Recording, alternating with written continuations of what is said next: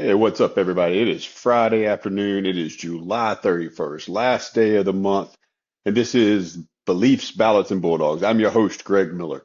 As we get ready to head into the weekend today, we're gonna talk about a couple things. We're gonna talk about five players on the UGA roster that may not be names you know now, but I think a couple of them may be some names that you will likely know by the end of this year. And then we're going to talk about something biblical that I find intriguing. That's why does the all-powerful and all-knowing God ask questions that he already knows the answer to? So we've had a pretty good week so far, talking a little Georgia football and trying to get ready for the season. We've talked about whether or not we're still the standard. We've talked about whether or not this offense can generate the kind of explosive plays we need. We've talked about, whether Mike Bobo is the problem, the scapegoat, or whether he's just the guy that has to prove it on offense for us this year and show us that there's another gear. We talked yesterday about whether this Georgia defense is ready to become that elite level Georgia defense again. And today we're going to talk about something that I always find fun rolling into every season. We're going to talk about guys that I see having as the potential to be breakout players, not the obvious names, not the headline names. We all know Gunnar Stockton. We all know Nate Frazier, Lawson Lucky, KJ Bolden, Ellis Robinson, Raylan Wilson, Elijah Griffin's going to be a stud. None of those guys are going to sneak up on anybody's radar this year. Those are names that every preseason magazine, every national analyst, and even most casual fans can point to and recognize. But at Georgia's our championship seasons are usually shaped by more than the obvious stars. There's always some guys that have to step up. They're shaped by that next wave of elite level Georgia players. The guys that go from guys who we think he can play to guys that go, we can't get him off the field. The guys who turn true depth into some dominance, and guys who make the position room go from talented to outright scary. So today I'm going to go through a handful of names. I got five names that I think some casual dog fans might want to start paying attention to and get to know them and learn them a little now because, look, not all five of these are guaranteed to have a major impact. They're certainly not guaranteed to become stars. But I think two or three of these guys may pop up this year, and I think if a couple of these guys pop and become more household recognizable name, then I think the ceiling for what this team can be changes a little bit. First name I want to talk about is one that I think is going to be crucial to our performance this year. And this one matters because it connects to a lot of the issues we've already talked about this week on the offense and the explosive plays. It's a young receiver I am super high on. I know the coaches are high on. And before we get too far down this road, let me tell everybody, I'm not some guy who's trying to pretend like I'm a UGA insider. I went to school there. I'm a diehard fan. I pay for all the message boards. I know some things, but I ain't nobody special. So anything you're hearing from me is stuff I've heard from somebody else, and I am not trying to pretend otherwise. But we know we need a receiver to step up. Sorry, I had to get that in there. And I think Talon Taylor may be that guy. He is as of right now known for one negative play last year, that drop against Alabama, which oh my God, that was painful. But this guy's a guy I think that can really be the go-to guy on offense. Taylor's one of those guys, and he may not need to be the number one guy immediately. He just needs to give the offense something different, something that we just haven't had in a while. That true playmaking wide receiver that's got the ability to create chunk plays like Pickens used to, or even Jermaine Burton back in the day. When we talk about needing, the Georgia offense needing to be more explosive, this is the kind of guy we're talking about. We need receivers who can win the one-on-one routes. We need receivers who can make contested catches. But we need receivers who can turn a simple throw into a big gain. And we need receivers who make a defensive coordinator a little more nervous about leaving their corners out on an island. And that's where I think a guy like Talon Taylor becomes really interesting. And he doesn't have to walk in here and be the next AJ Green. He doesn't have to be George Pickens. He doesn't even have to be Lad McConkey. But if he becomes a reliable playmaker and if he can earn Gunner's trust, then I think this guy gives us a guy who can create some separation, make some plays downfield, and then all of a sudden this offense looks a whole lot different. Those running lanes open up. We don't need 10 superstars receivers. We just need some answers there. We need some guys to contribute, and Talon Taylor might be one of those answers. The second guy is a guy, and this is a guy you might be familiar with. He's shown some flashes, but it's Chris Cole. Chris Cole is probably the most known player on this list, at least for those of us that are, true plugged in Georgia fans. But I still put him on this list because I think there is a massive difference between the way he's known and the way I think he's capable of breaking out. Cole has a chance to be one of those guys that absolutely changes not just the personality of the linebacker room, but possibly the entire defense. And let's be real, at Georgia, linebacker is not just another position. Linebacker is control and command. Linebacker is violence. Linebacker is also a lot of communicating. Linebacker is getting everybody lined up to fit the run, play the pass, cover the space, blitz when we need to blitz, and play fast without having to think and without being reckless. Look, we know Raylan Wilson is going to be a major piece of this defense at linebacker, but Chris Cole and then also Justin Williams could turn out to be guys that turned that room from talented to absolutely terrifying. And yeah, that's what I'm looking for. Can Chris Cole become one of those tone setters? Can he become one of those linebackers where by the second quarter the other team's tired of seeing him or tired of hearing his number called? Can he be the guy who blows up and erases a screen pass or runs down a quarterback or fills that gap on third down and then celebrates like he knew and he expected to be there the whole time? That's the kind of plays we're used to seeing at Georgia. And the great Georgia defenses don't just have good linebackers. We have linebackers who have a presence and command attention. And Chris Cole absolutely has a chance to be that kind of player. I think Chris Cole is going to flash a lot this year, and I think that's a name you're going to hear a good bit of.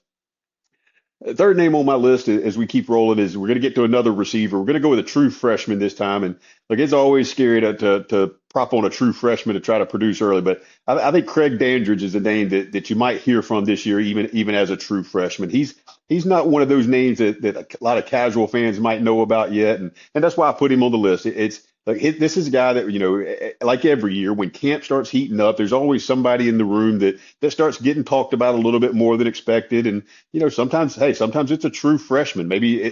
Sometimes it's a young guy behind bigger names. Somebody, it's a guy who maybe made two or three plays in practice, and then suddenly the coaches start paying attention and he starts getting more run. And I think that's where a guy like Craig Dandridge could be really interesting this year. He may not be a guy who plays immediately. May not play a lot early, but young guys and I like his size and his athletic ability and good body control, his route running. I think he's a complete receiver, and I think that makes him a guy worth watching this year. And again, especially on a team that we know is looking for playmakers on the outside. I think that gives him an opportunity. And that's a key word there because, we have to be realistic. We don't need a receiver room where everybody, shines out to become a superstar, but we need a couple of guys to step forward. We need some guys that can win that one-on-one. We need some guys that, like we said, can stretch the field and make the DBs uncomfortable. And we need somebody that in those crucial moments, Gunner knows he can trust that guy. And look, if Dandridge has a strong summer camp and if he flashes early, I think if he can handle the playbook and obviously you got to be able to block to get on the field in Athens, Georgia. But I think he can compete, and I think he could be one of those names that as the season goes on, starts getting a little more and more playing time and starts stepping up and making some plays. And I like Craig Dandridge to be a name that we get to know. And, you may not see him early, like I said, but keep an eye on him. He feels like one of those names that could go from relatively unknown to pretty interesting in a hurry this year. I like Dandridge. I like the skill set. I think he's got the potential to be a really key part of this team moving forward on offense. Fourth name is one that just an absolute matchup nightmare. Anybody that follows this team knows that our tight end room is out of this world, and this guy, even in a loaded tight end room, is going to be somebody that I think is almost impossible to keep off the field. And that's Elias Williams. And look, I'm just going to say it. This guy looks like he was designed in a video game. It's like somebody forgot to run the real settings back down to normal. This is a large human being, and he's pretty fluid and he moves well. And look, we know what Georgia can do when we find a tight end with some skills and can be a mismatch. We have seen what elite tight end can do, and we have seen it become a cheat code in Athens with Brock Bowers. And look, I am in no way trying to even hang the name Brock Bowers out in front of Elias Williams. That wouldn't be fair to anybody. Brock was just different, and we don't need Elias Williams or any of our tight ends to even try to be Brock Bowers. But the combination of Elias Williams and Lawson Lucky and Ethan Barbour, those guys are going to step up and be huge this year. I think Elias Williams can be counted on, and I think he can be valuable in a lot of ways. Obviously, at his height, he is an absolute nightmare for matchups in the red zone. He can be hell on a seam route, play action and throw it up over the middle. he's just any sort of mismatch situation, he is going to be hard for anybody to cover one-on-one. Now the question for him is, can he be in there in blocking situations? Can he stay in the game in third downs and when we go to heavy personnel and goal line? Because that's what's going to be needed. If he can stay on the field for those types of snaps, then that's going to give him a chance to be that red zone nightmare, that red zone mismatch. Because but when a quarterback sees big moments unfolding and you can find a big player like that, but big target, middle of the field, reliable hands, just a physical mismatch for anybody he goes up against, it makes for some easy throws to move the change or capitalize in the red zone. And I think that's what Elias Williams could bring to us this year. And if he becomes, more than just another talented tight end in a room full of talented tight ends, then I think he can make this offense very hard to defend because, now that makes defenses having to ask real questions. They know we want to run the ball as much as possible, but if we stay big, they don't know we're going to run it or flip it over to him over the middle. That's going to be hard for them to deal with. And the fifth player on the list is a defensive back, and that's going to be a guy by the name of Rashawn Dinkins. And this is a guy Kirby's a defensive guy, and I think Rashawn is one of those multi-talented, multi-use chess pieces that Kirby likes to have on the roster. And Kirby's always looking for DBs that can do more than one thing. He wants you to be able to cover. He needs guys who can tackle. He needs guys who can communicate, guys who can play in space and have good ball skills. And you need guys who can survive when offenses start spreading you out and going up tempo and forcing matchups. You need guys who can do multiple things. And I think that's where a guy like Dinkins becomes interesting. He's not the biggest headline name in the secondary. We got KJ Bolden and Ellis Robinson and guys like that people know. But if Rashawn can earn some trust, especially in some sub packages or maybe playing in that star position, then that just gives us another defensive piece to move around and be flexible. And in modern college football, that's a big deal. That matters a whole lot because offenses are always trying to create confusion and isolate defenders and trying to make you declare your coverage so they know what you're doing. They're trying to get linebackers matched up on receivers and DBs stuck in bad run fits, and that's opening up holes that way. So when you have a defensive back who can handle multiple jobs, it gives Kirby some options. And Kirby Smart with options on defense is a dangerous thing for everybody. So that's why Rashawn's on this list. Not because he's not going to lead the team in interceptions, most likely. He's not going to become the face of this defense. He may be a guy who doesn't get called on a lot, but I think he's going to become a trusted piece in the secondary, and I think he's got more flexibility than a lot of people realize, and that's something that Kirby Smart values a lot, and that's going to help us survive against some of these elite offenses. So those are the five names that I think we need to be able to look out. You may have heard of some of them, you may not, but I think by the end of the year, at least two or three of these five will be a little more well known around the college football landscape. Talon Taylor, Chris Cole, Craig Dandridge, Elias Williams, and Rashawn Dinkins.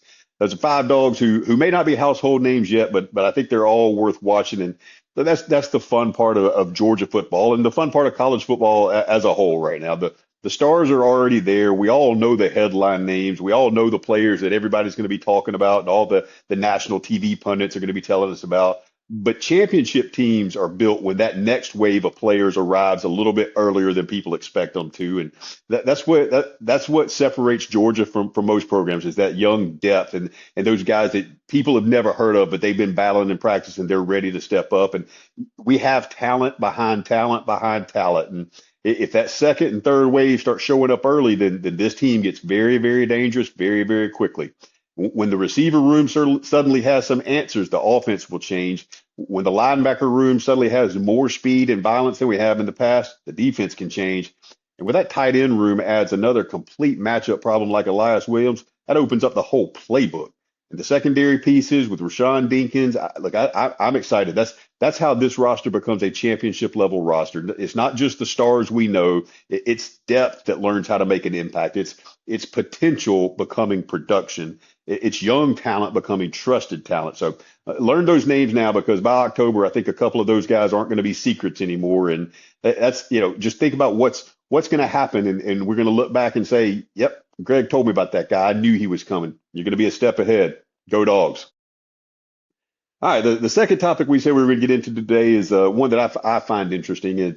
We see several examples in this biblically, but why does God ask questions if he already knows the answer? Think about this. I mean, God asks a lot of questions in the Bible, and that's kind of strange when you stop and think about it, because if God is all knowing, well, why would he ask us anything? Clearly, he already knows. He knows the beginning from the end. He knows every thought you've ever had. He knows every word you've ever spoken, every decision you ever have made or will make. So why would an all-knowing God ask questions? Well, here's my answer. God rarely asks questions because he needs the information. He asks the questions because we need transformation. The questions aren't meant to educate him, obviously. They're meant to expose us. And I think that's one of the most beautiful things about the way God deals with us as his children. Think about the world we live in. Everybody has an opinion. Everybody has a platform. Everybody is ready to make a statement. Social media has trained us to have no fear about making declarations. We stand up and defend our positions all the time. Politics has trained us to be in constant attack mode against our opponents or anybody that disagree. Very few people stop long enough to ask any sort of questions that might reveal something about themselves. Real growth almost always begins with an honest question and an honest revelation, not another loud opinion. And I think sometimes that's how God works in us. Go back to the all the way back to the very beginning in the Garden of Eden. Adam and Eve, shortly after they had just sinned and eaten the forbidden fruit, for the first time in human history, they were hiding from God. And then God asked what is one of the most famous questions in all of Scripture. Genesis 3:9. He asked, "Where are you?" Now, again, let's be honest. Did God lose sight of Adam and Eve? Of course not. The God who created the universe wasn't wandering through the garden hoping that Adam or Eve would answer him. He knew exactly where Adam was. So why ask? The question wasn't about Adam's location. It was about Adam's condition. Adam had never hidden from God before, and now he's hiding. Not because God had changed, but because sin had changed Adam. God's question invited Adam to face a reality that he was clearly trying to avoid. And isn't that exactly what sin still does to us? It makes us hide. We hide behind success. We hide behind humor. We hide behind busyness or anger or addiction. We hide behind excuses.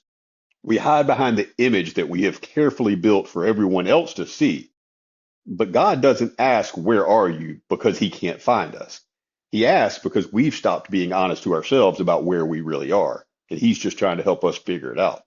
And it's not just Adam. Very shortly thereafter, after Cain kills Abel, God asked, "Where is your brother?" Clearly, again, God knew. Of course he knew. But Cain needed to confront what he had done. When Moses stands before the burning bush, God asked, "What is that in your hand?" God knows it's a staff, but Moses needed to realize that God could use the ordinary things he already possessed. When Jesus meets blind Bartimaeus, he asks, "What do you want me to do for you?" Jesus could see the man was blind. He knew what he wanted, so why ask? Because faith is personal. Jesus invited Bartimaeus to express his dependence instead of naturally assuming it. Again and again, God's questions aren't requests for information. They're invitations for us to transform.